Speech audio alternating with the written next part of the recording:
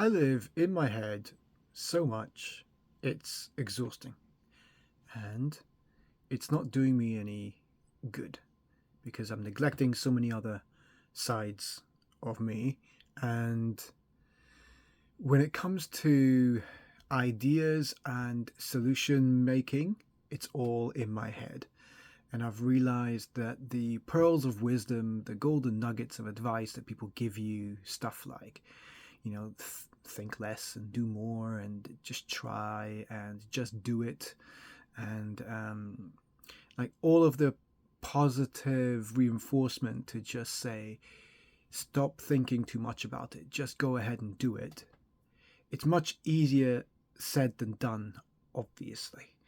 But I realize increasingly that, okay, what if I lean fully into just doing more? And I'm still going to hold myself back, let's face it, right? But I want to instill a more healthy pattern of just, if I have the time and the freedom to go ahead and try it, do it and find out. So I kind of want to F around and find out. And let's see, because if my ideas are so brilliant, then they will be self-evident in their performance, right? How they make me feel and how people respond to them and la-di-da. But there's always that fear, always that fear that, as I've shown, the attachments to these thought forms, these ideas, whatever,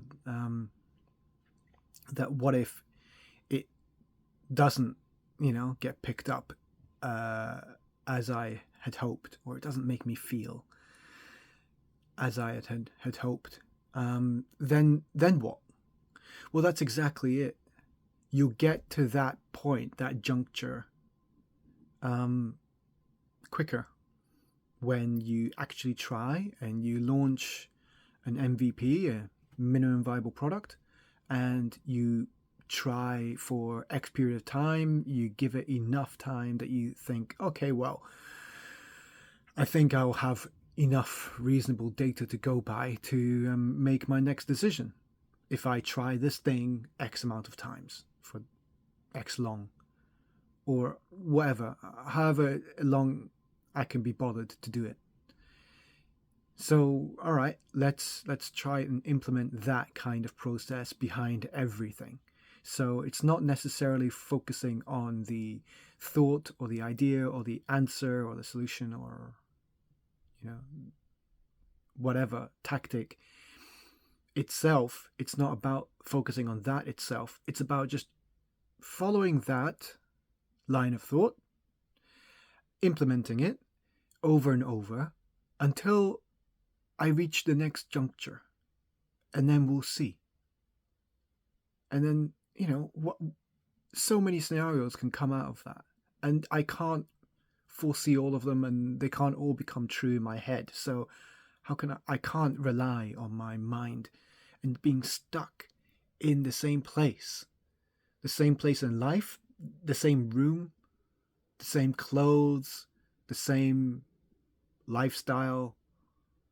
I always seem just so trapped and repeating the same, like, madness now, because I've just been stuck for so long.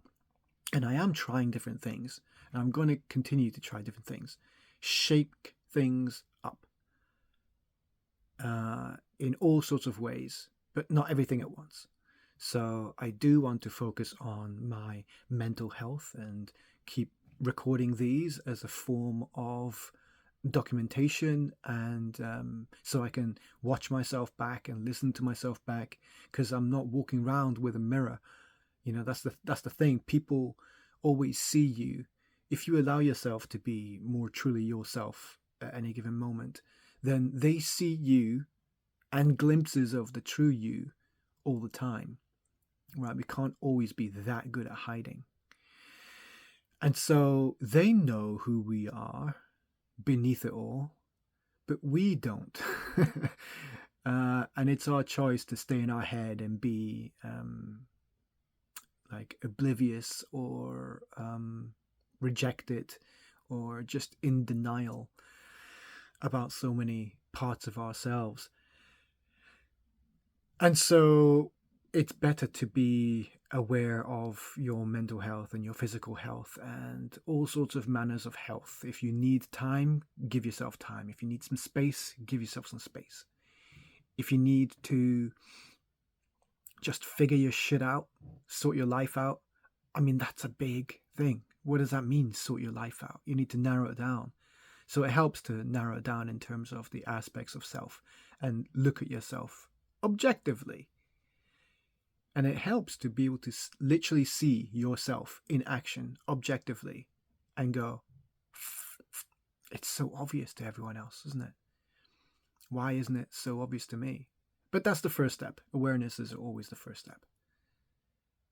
So I want to start, if I come up with an idea and I think, oh, maybe, if I get really excited about that idea, I think it's good to just keep not obsessing over it, but like find an outlet, find an MVP outlet for it, and then consistently keep doing that until, who knows, until I find the next juncture, until I decide enough is enough, until I realize, oh, it does work, or I realize it's not really working, or it needs to be tweaked, or whatever, you know.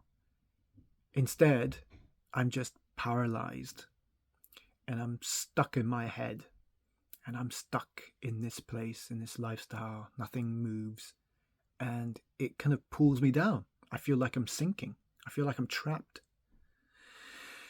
So, in order to try and break habits, I want to actually implement new ones.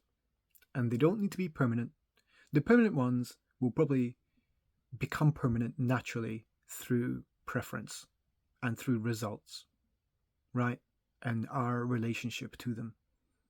If it serves you, great. Keep doing it. If it serves others, definitely keep doing it too. If it doesn't serve you, do something about it. Change the idea, flip the script, try something new, but don't take it personally. It's just like collecting data. You tweak something and you get the feedback and you keep tweaking it and, hopefully, you'll do something good for yourself and for others.